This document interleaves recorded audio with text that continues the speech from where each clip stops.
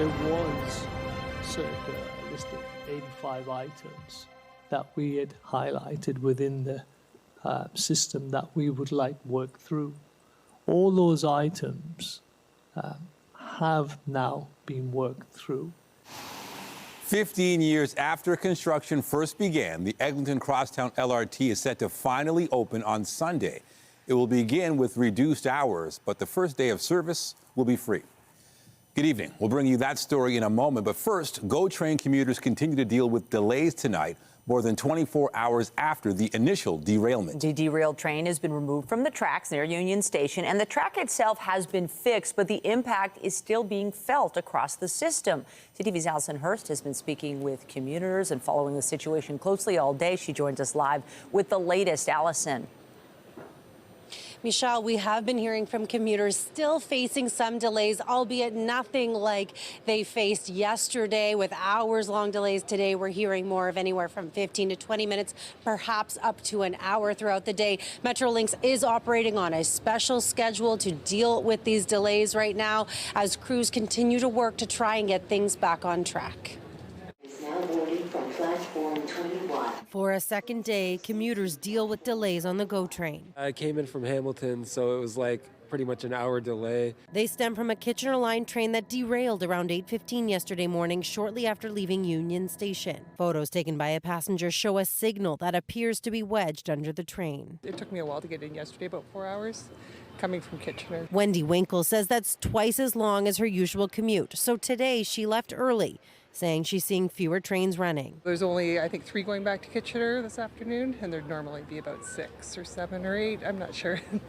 So there's less. According to Metrolinx, they're operating on a special schedule to accommodate the ongoing work to fix the tracks. I got here early for that one, but now I have to wait the hour.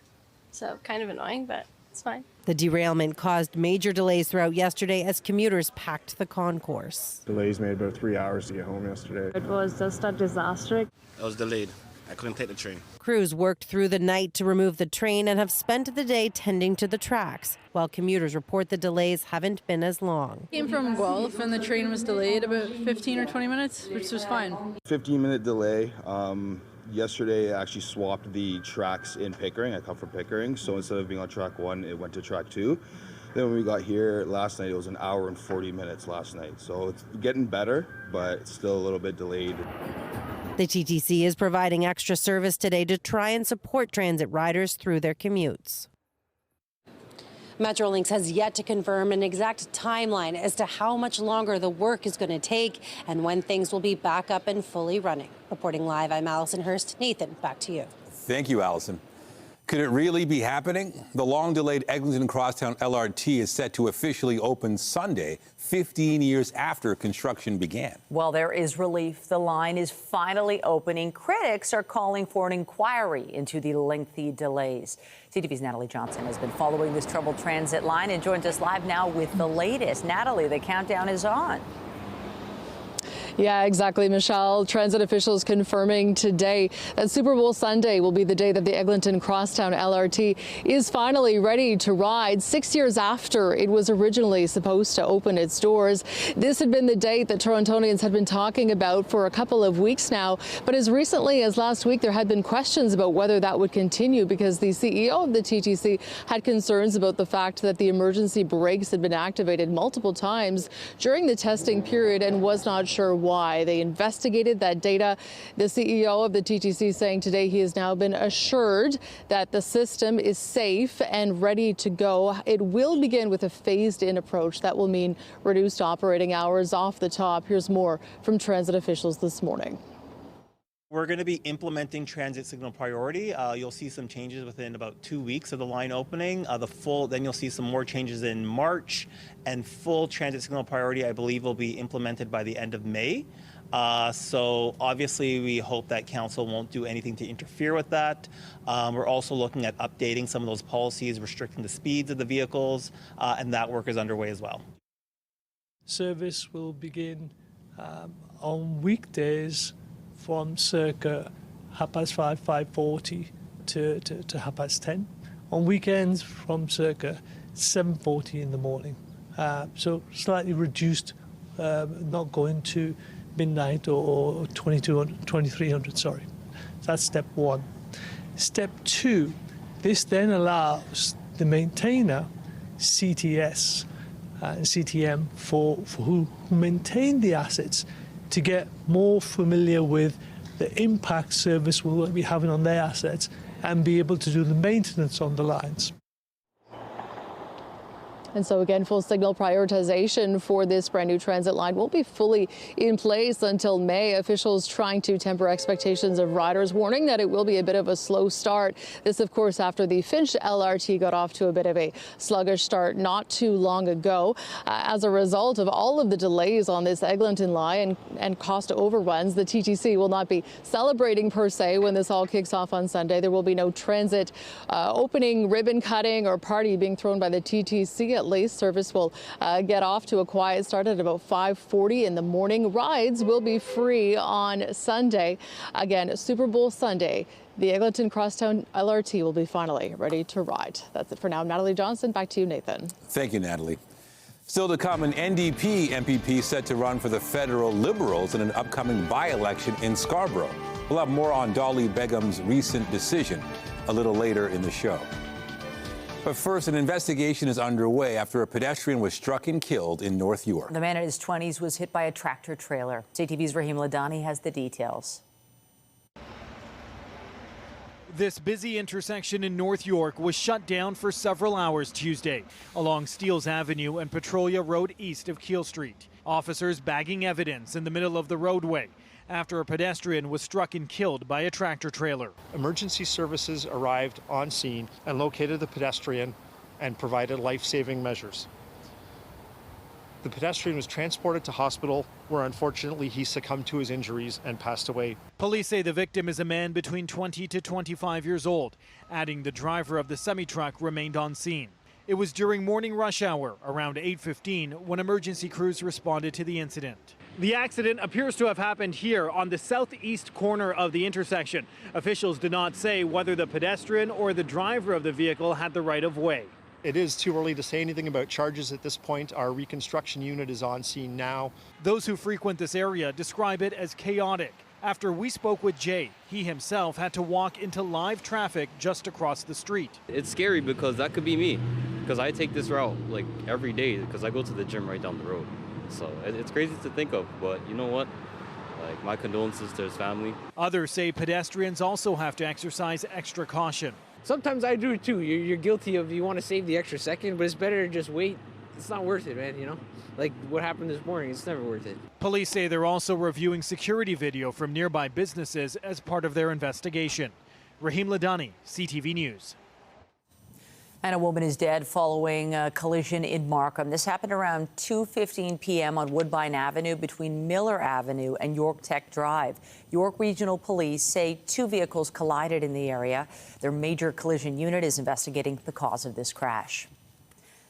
A rally was held outside TDSB headquarters this afternoon in support of teachers at an East End elementary school. Parents are pushing for the reinstatement of a number of educators who'd been suspended. CTV's Beth McDonnell has been following this story and joins us live with more details. Beth. Nathan, the rally ended about 30 minutes ago. It was organized by Elementary Teachers of Toronto, the union representing the teachers.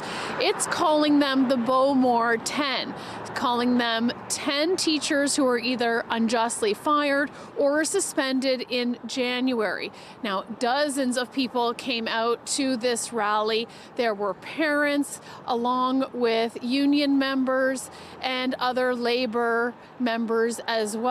And here they were calling for the teachers to come back to work. I've been speaking with parents who are calling for more changes at the school around violence and bullying. And there's also been problems at the school, according to parents, to what they say is a change in a teaching model. And basically now these teachers, some of that were suspended, were having to teach more subjects instead of sharing them with other teachers. Here's more from the rally. Under provincial takeover, 2 teachers fired, 8 more suspended. This is absolutely unprecedented. This is an incredibly serious blow to all of these dedicated teachers, to the students, and to the entire school community. Parents love these teachers. We love them too!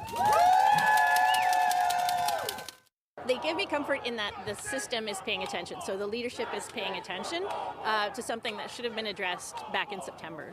And that's positive.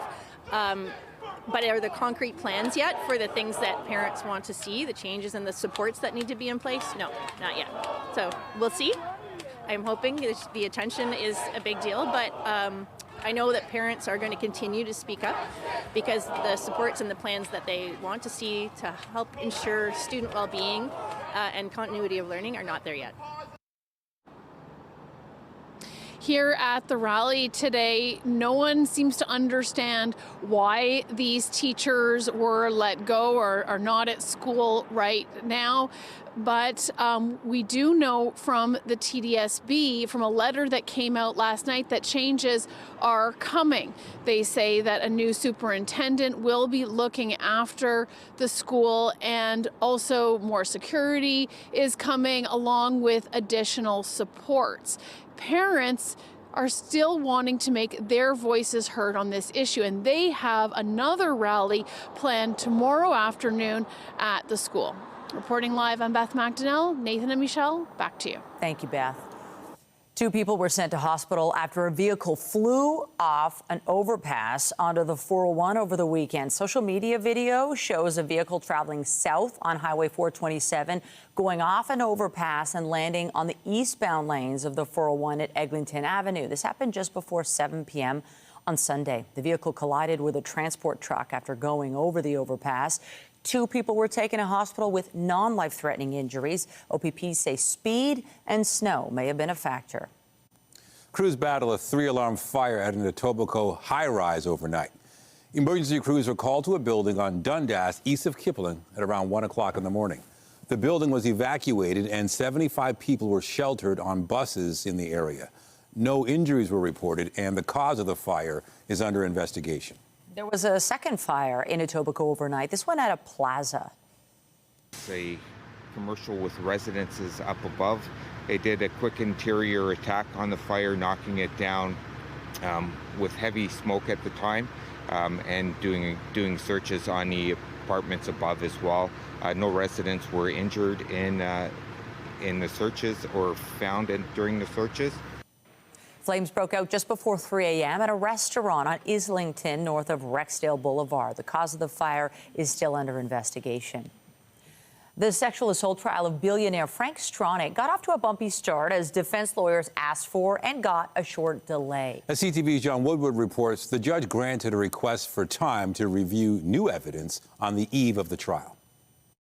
93-year-old Frank Stronach listening intently as his defense lawyers started the first open court hearing this week with a request to delay. His defense counsel, Leora Shemish, saying she had just received 6 videotaped statements and needed time to go through them. Some observers took that as a red flag. Okay. It's a little disturbing, I have to say, that on the eve of trial, literally, the defense is getting more disclosure. This is not an offense that happened a year ago or 5 years ago. These are old charges, and one would think that the prosecution would have their evidence together. The auto parts magnate and one of Canada's richest men facing his first of 2 trials, this time 12 counts including sexual assault in cases in Toronto that stretch back almost 50 years. The second trial to be in Newmarket for incidents that allegedly took place as recently as 2023 in Aurora, Ontario, where his former company, Magna International, is based. Stronach has pleaded not guilty in Toronto. One major challenge for the case, time, which can cloud memories, and if evidence wasn't preserved then, it's often gone.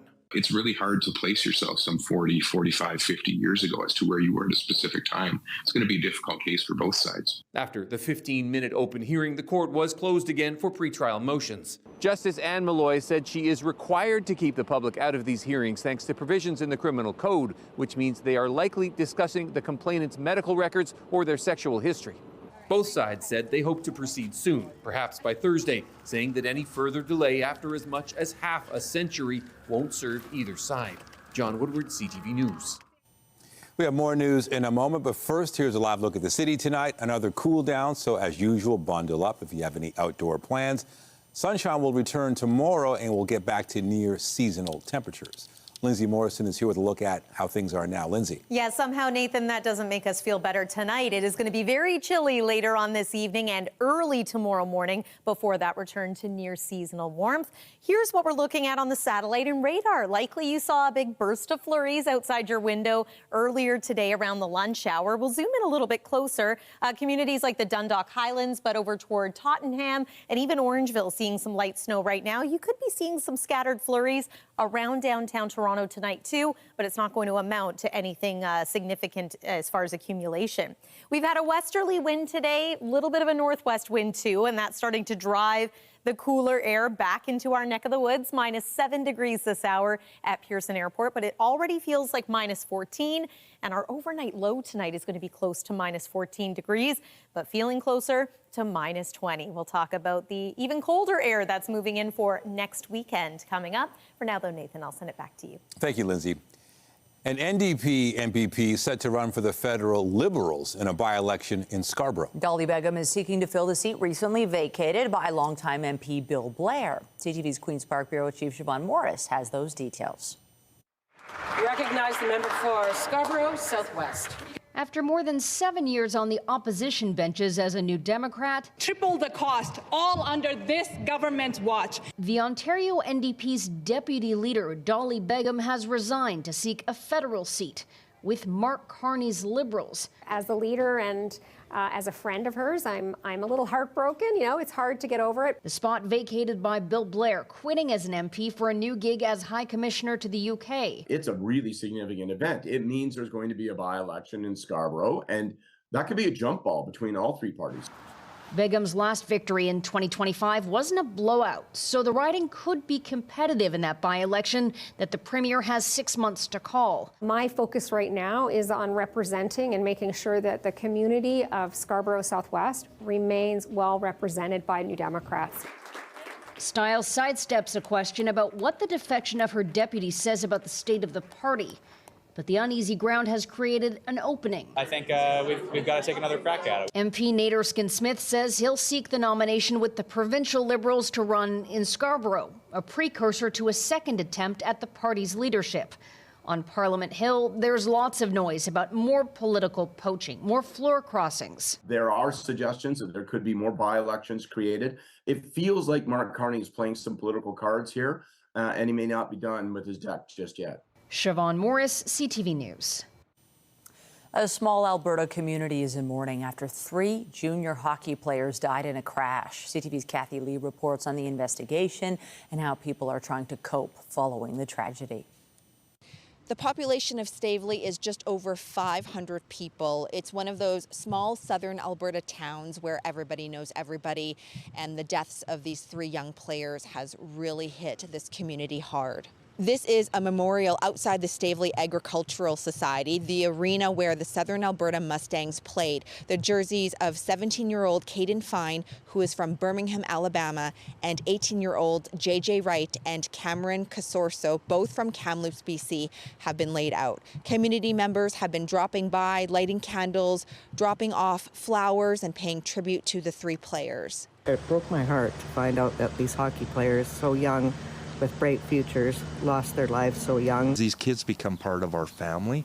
They're just, yes, they're part of the community, but they're also part of our families too. The crash happened yesterday morning as the players were on their way to practice when they collided with a semi-truck pulling gravel. This was just outside of the town on a major highway in southern Alberta. RCMP said this morning the investigation is still ongoing, but do not believe this is criminal in nature. That passenger vehicle would have had to come across 2 lanes of Highway 2 to get into the median, and then proceed across the other 2 lanes to get into that entrance to Stavely. RCMP say the driver of the semi is okay. Some community members have complained about the dangers of the intersection in the past. The team did release a statement saying they are family, and right now their family is hurting. Kathy Lee, CTV News, Stavely, Alberta. A somber repatriation ceremony was held today for a Canadian soldier who died in Latvia last week.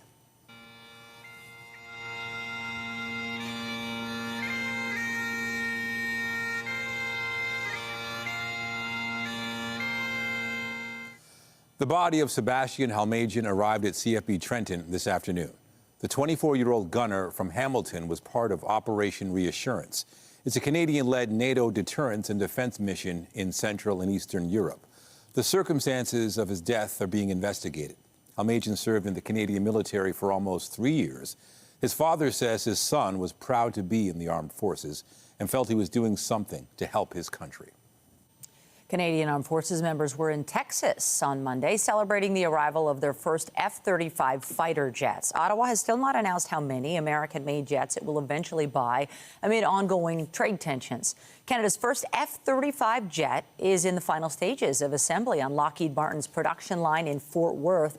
Canada has a contract to buy 16 of the aircraft, but the federal government has not indicated what it will do with the remaining order of 72 fighter jets to replace the country's current fleet of aging CF-18 planes. Canada's defense minister commented on the situation today. Well, first of all, let's remind Canadians we have acquired 16 F-35 fighter jets. And the head of the Air Force will be there as part of the process of rolling these planes off the production line. We have Canadian pilots that will begin their training in Arizona. This is part and parcel of what we committed to doing. The question of further acquisition of that fleet remains under review. Critics of the F-35 purchase say it reinforces Canada's dependence on the U.S. Meanwhile, Lockheed Martin has denied allegations the jets contain a so-called kill switch, which would allow the Americans to remotely disable the aircraft. Transport Canada says it's working with the Federal Aviation Administration in the U.S. over delays in approving Gulfstream jets. That's the type of aircraft Donald Trump wants Ottawa to certify. Otherwise, the U.S. president is threatening to decertify Bombardier's global business jets and impose 50% tariffs on all aircraft made in Canada. The Canadian regulator says it's working with the FAA, Bombardier, and Gulfstream Aerospace to resolve outstanding issues. Today, the federal government said it will do all it can to support Bombardier and the aeronautical sector. South Korea is promising economic benefits to help Canadian industries hit hard by Donald Trump's trade war. It's part of a campaign to woo Ottawa as the South Koreans try to win the contract to replace Canada's aging submarine fleet. CTV senior correspondent Judy Trin has the details. The South Koreans showing the federal government's point man on defense procurement what more could be made in Canada. Hanwha says the howitzer armored vehicles used by some European forces and needed by Canadian soldiers could be made by auto workers in Ontario facing job losses. The manufacturing automated lines that we have now, we could take that here and use the technology that we have and implement that in Canada for the development of these vehicles. Hanwha did something similar in Australia. It built a factory outside Melbourne after Ford and Toyota shuttered their plants. Given the moment that we're in, everything's on the table. So, we're not, we're looking at all the opportunities that we can get our hands on. Hanwha is considering linking the howitzers to its bid to build up to a dozen submarines for the Royal Canadian Navy. One of its partners is also pitching building the torpedoes that go in the KSS-3 sub in Canada. The country's top naval commander says Korean soldiers will help train Canadians, and trade will strengthen ties between old allies. As the Secretary Fuhr and Ministry of National Defense An has mentioned, Canadian forces deployed more than 26,000 personnel into the Korean War. And the Korean people do not forget the sacrifices that the Canadian forces had during the Korean War. Korean citizens are always thankful for this. Hanwha is committed to becoming a bigger presence in Canada. It has just opened an office in Ottawa to position itself for future contracts. Canada plans to spend 5% of its GDP on defense by 2035. Judy Trin, CTV News, Changwon, South Korea. The mission taking Canadian astronaut Jeremy Hansen to the moon has been postponed until at least March. NASA had been planning to launch on Sunday, but there were hydrogen fuel leaks during a test of the rocket yesterday. But a lot of data was gathered during the dress rehearsal that will help in future launches. The Artemis 2 mission will see Hansen and 3 colleagues traveling around its far side of the moon and back to Earth. Another crew is set to land on the lunar surface next year. A former prime minister was honored in the nation's capital today, nearly 20 years after he was elected to office. Stephen Harper's official portrait was unveiled at the Sir John A. Macdonald Building in downtown Ottawa. It was painted by Canadian artist Phil Richards. Canada's 22nd prime minister was sworn in February 2006 and served in the role until November 2015. He was the first leader of the new Conservative Party of Canada. Coming up, a new shot at saving a beloved rink from redevelopment. The group fighting the new plans for the Weston Lions Arena are turning to the city's watchdogs for a potential lifeline. We'll have the latest. And I'm Pat Foran. Coming up on Consumer Alert, if you have a dog or cat, you know they're like a part of the family and you want them to stay healthy. So should you have pet insurance? A woman says she was shocked when her pet insurance premiums just doubled. All of that story, that's just ahead. Well, it's going to be another chilly walk to school for the little ones tomorrow morning. Make sure they have all the layers they need. And it's not just tomorrow morning. In fact, next weekend, we're going to get another shot of Arctic air, making it feel close to minus 30 again. And before this happens, a little more snow. We'll show you when coming up. And stay with us. We've got another full night of great shows for you right here on CTV.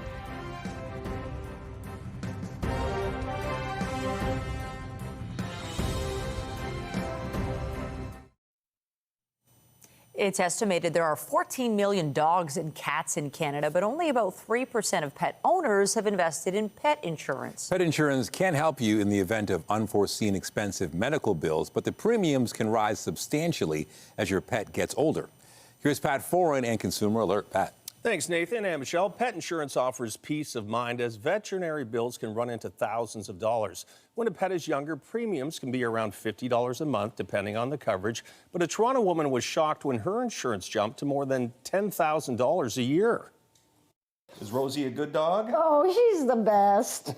She just loves people. Elaine Sitter of Toronto has had Rosie, a Bichon poodle, since she was a puppy. Now 11 years old, Rosie continues to be a wonderful companion. I love her. She's amazing.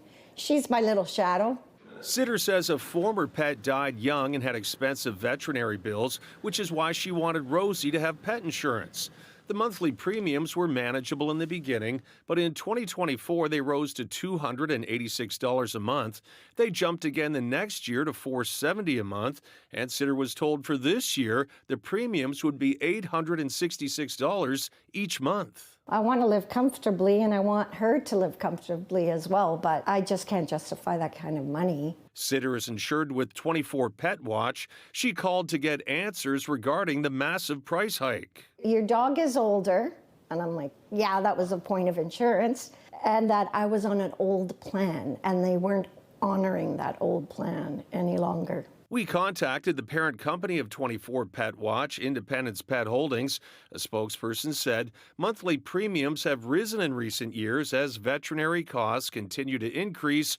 As claim costs rise, insurers must adjust premiums to keep pace. The rates for younger animals will always be less expensive than those for animals as they age. Consumer Reports advises to shop around for pet insurance or self-insure with your own savings plan. Meaning you have a lockbox where you put that money untouched in the event that your pet does need some sort of service. That's a lot of money. Sitter says over 11 years she paid $17,000 in premiums and now wishes she would have had her own savings plan instead. I really wish that I wouldn't have bothered with insurance. I could have stuck $100 away a week and would have been fine. And pet insurance may not cover pre-existing conditions, and you could have to pay up front and then get reimbursed later. Coverage varies from plan to plan, so you need to read documents carefully to know exactly what kind of insurance you have. On your side, I'm Pat Foran. If you have a consumer story idea, email us at alert@ctv.ca. Well, we've been seeing some flurries today, not much in the way of sunshine, and there's that wind chill, but I think it's nice to know that there are sunnier days ahead this week and a bit milder as well. Yeah, the sun actually broke out for a little bit in the afternoon, and I think more sunshine's expected tomorrow. It makes a difference. Yeah, it really does. Even though tomorrow we're going to be a degree or two cooler than we were today at the warmest point of the day, that sunshine really does help warm us up just a little bit and maybe boost our spirits too. I want to talk a little bit about the Great Lakes for a moment, because earlier in the season, we were talking about how unfrozen they were, but this is Georgian Bay, which is now almost entirely covered in ice. So why does this matter? Well, as we know, lake effect snow is fueled by the Great Lakes, and when they're not frozen over, we get those very intense streamers, which we've been seeing all season long off of Lake Huron and Georgian Bay. Look at Barrie, 300 centimeters of snow already this year, thanks to those lake effect streamers. But with the lakes frozen over a bit more now, we will see less of that. Still going to get system snow like Clippers or Colorado Lows, that kind of thing. But here's an update. Great Lakes now at 50, more than 50% total ice cover, almost entirely Georgian Bay, almost entirely Lake Erie and Lake St. Clair as well. Still a little bit to go on Lake Huron, but yes, less in the way of lake effect snow with northwest winds over the next couple of days here. But we do have a disturbance or two that we're keeping an eye on for the long range forecast. Today we had a frontal system swing through. That is now departing. It brought us that burst of snow around the lunch hour. Things are looking pretty quiet from an active weather front over the next 2 days. And then just before the weekend, we're going to get likely another round of snow. Mix of sun and cloud for tomorrow. Thursday, perhaps a little more in the way of cloud cover. And then waking up on Friday, you can see a widespread little swath of snow there. Thinking at this point, maybe 1 to 4 centimeters of snow, but we'll keep an eye on this and see how it continues to develop and play out. So again, that's for your Friday. -7 degrees is where we stand right now in Toronto. It's feeling into the minus teens, though. Once you take those winds into consideration, they're coming out of the west and the northwest, so they may not be triggering lake effect snow bands, but certainly still cooling us down.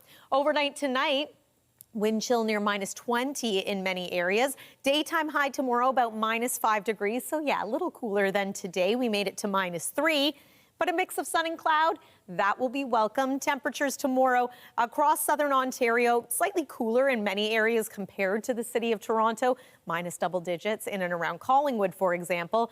It gets even cooler, though, as we head into the weekend. So let me talk about that in a moment. There's the light snow again for Friday. We start off the day at about -1 degree. But then the temperature takes a nosedive to near -20 degrees overnight and into Saturday. Feeling closer to -30 again in many communities. And then it's going to be chilly through the weekend with at least some sun expected for both Saturday and for Sunday. That's the weather for now. Michelle, I'll send it over to you. Thank you, Lindsay. A group fighting to save Weston Lions Arena is appealing to the city. They're looking for assistance from Toronto's Ombudsman and Integrity Commissioner to keep their ice surface. CTV's Sean Leathong has the story. Fighting to save Weston Lions Arena, one group is hoping an appeal to the city's watchdogs can help. The Office of the Integrity Commissioner and the Ombudsman has to be charged with making sure the process is fair. Joseph Cumiento is a lawyer and member of the group Save Weston Arena. He says their group has filed complaints with the city's Ombudsman and the Integrity Commissioner.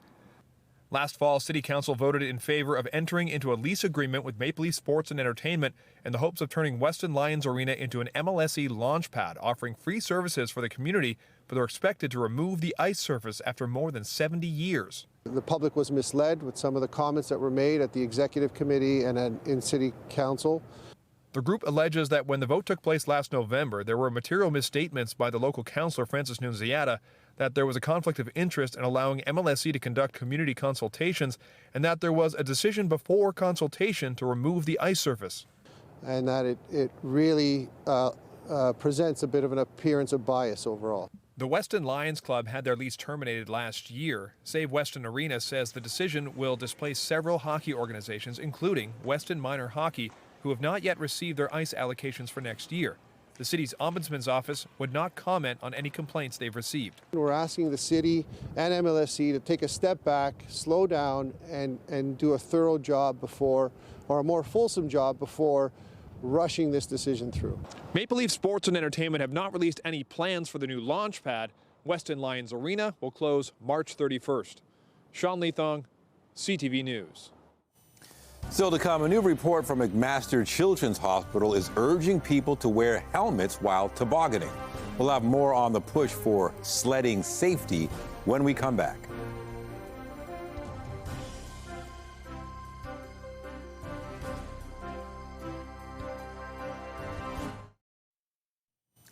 Tobogganing is synonymous with winter fun, but McMaster Children's Hospital is outlining some safety concerns. The report's authors are suggesting kids should be wearing helmets when hitting the hills. CTV's John Musselman reports. Stephanie Mazzullo homeschools her children, so they had a chance to go tobogganing in Etobicoke today during a break in studies. They like the speed.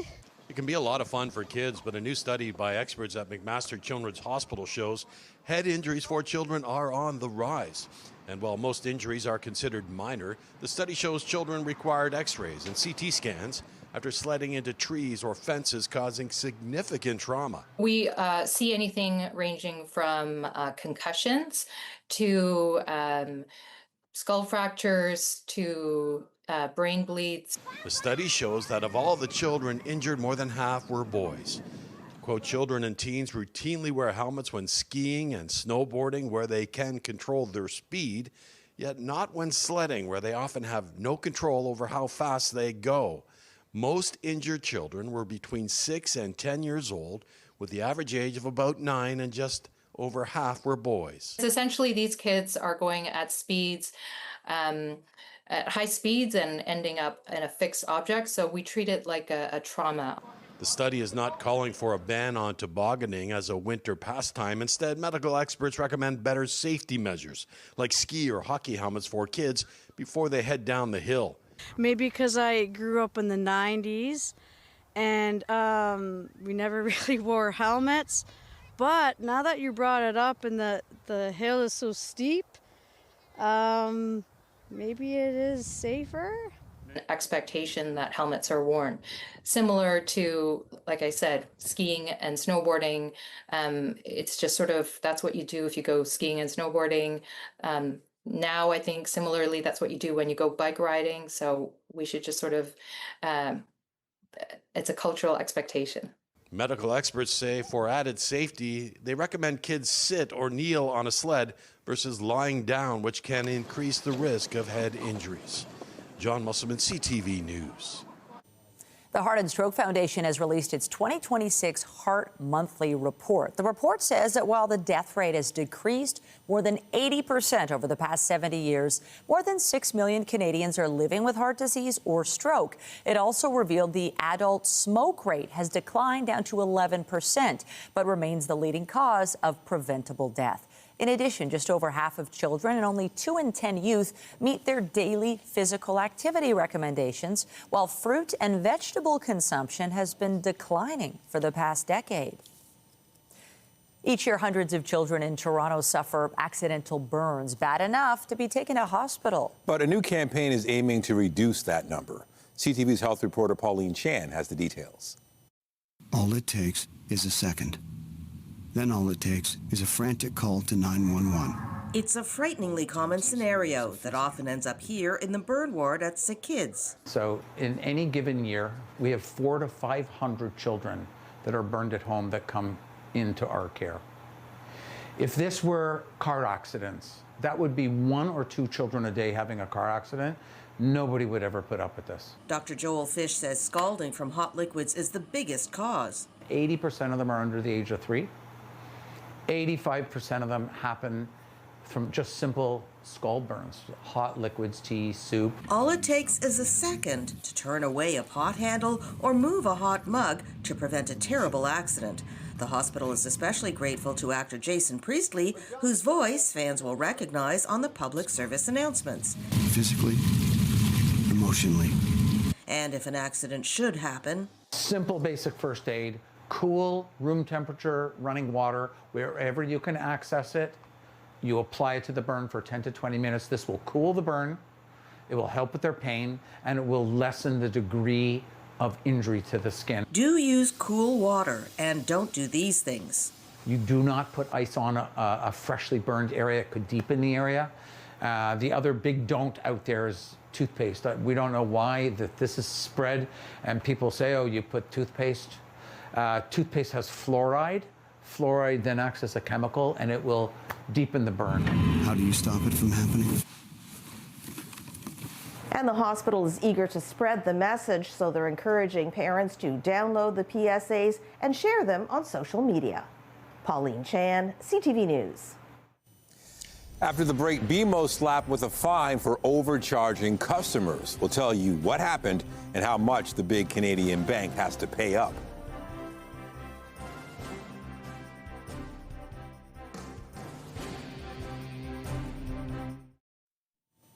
One of Canada's big banks has to pay a fine. BNN Bloomberg's Morella Fernandez has the details.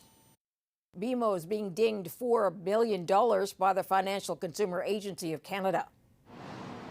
The agency says the bank was charging clients monthly fees that should have been waived. Over 100,000 customers were affected between 2010 and 2024. BMO's already issued more than $3 million in refunds. The watchdog says the bank received more than 500 customer complaints about the fees, but was negligent in detecting the error. BMO says it holds itself to the highest standards of conduct. Here are the closing numbers for the day. The Canadian dollar is up to 73.34. West Texas Intermediate is up over $1 to 63.21. Western Canadian Select is down over $3 to 47 flat. And the TSX gained 204 points today. Those are your business headlines. I'm Morella Fernandez. The Business Report is brought to you by Canadian Western Bank, the bank built for business. The Toronto Maple Leafs are going for the sweep out west tonight as they complete a 3-game road swing. In comes William Nylander, the big shot scores! 35 seconds in, the Leafs have the lead. Toronto had a 4-2 win against Calgary last night, following a victory in Vancouver Saturday. Tonight, they're in Edmonton to take on Connor McDavid and the Oilers. It'll be the team's last game before the Olympic break. Meanwhile, Sam Bennett has been added to Canada's Olympic roster. The Florida Panthers forward was a standout during last year's Four Nations face-off. The two-time Stanley Cup champ and Conn Smythe winner will replace Tampa's Anthony Cirelli, who was injured on Sunday. Canada plays its first game February 12th versus Czechia. The opening ceremony is not till Friday, but a couple of our Olympic athletes will be competing tomorrow. Jocelyn Peterman and Brett Gallant will begin round-robin play in mixed doubles curling against Czechia. It'll be the third consecutive Winter Games that Canada has qualified for the sport since it debuted in 2018. For the first time, Darko Rajakovic will be the head coach for the world team at the NBA All-Star Game. The Toronto Raptors bench boss says it is an amazing honor to represent his native Serbia, Canada, and the whole world at the game on February 15th. The league will announce tonight which players made the teams. Just ahead, look what's unfolding in Scarborough, a new origami installation inspired by the community. We've got the story behind it and how you can join in. Tonight, a hockey community reeling from a tragic loss. It broke my heart. There has been frequent accidents there. It's a very bad corner. What the investigation is uncovering about the deaths of 3 junior players killed in a crash. Later on CTV National News and watch on Crave. A new art installation in Scarborough is using origami to create a unique display. It aims to showcase the connection of newcomers to the city. CTV's Jessica Smith was there. Art inspired by the diverse mosaic that makes up the neighborhood around it. I am very much inspired by Scarborough diversity and how people who live here today come from all over the world. I Am Scarborough is a new installation at the Scarborough Museum by community artist Ksenia Soy, taking inspiration from her own story. Scarborough is my first home in Canada. I am from Uzbekistan originally, came here 7 years ago, and this is where I started my new life. A community engaged initiative over the summer of 2025, so I worked with hundreds of people from the neighborhood to create an origami butterfly installation. And the idea of suspended colorful pieces, individual pieces, but suspended together, flocking together, flying together, came very naturally. Each paper butterfly representing a different person, their story, and how they found connection. To put it like in one sentence in words, what was the idea was really to personifying Scarborough. through the stories. Creating a visual representation of a shared experience, making a home in the neighborhood of Scarborough. The public are welcome to come in and fold their own butterfly that they can take home. The I Am Scarborough installation will be here for free at the Scarborough Museum through to March 22nd. Jessica Smith, CTV News. Just beautiful. Can't wait till butterflies and things are in the mix again. Yeah, right now we just got flurries, and hopefully they'll push out quickly, and then we can have some sunshine tomorrow. Yeah, nothing too eventful tonight. Keeping an eye on the radar, and right now it looks as though there's a little bit of flurry activity maybe around Markham, perhaps extending as far south as Scarborough. Here's one more look at what we're dealing with. Again, just scattered flurries around the GTA, not expecting this to accumulate in any way. Waking up tomorrow morning, yeah, it's going to be a bit of a chilly start. Feeling like minus 20 for the early risers, and then improving as the morning goes on, eventually to an afternoon high of minus 5 degrees. That's going to be pretty pleasant. Still going to feel cooler than that once you take the winds into consideration. Nice mix of sun and cloud for tomorrow. We will take that too. And Thursday is actually quite similar.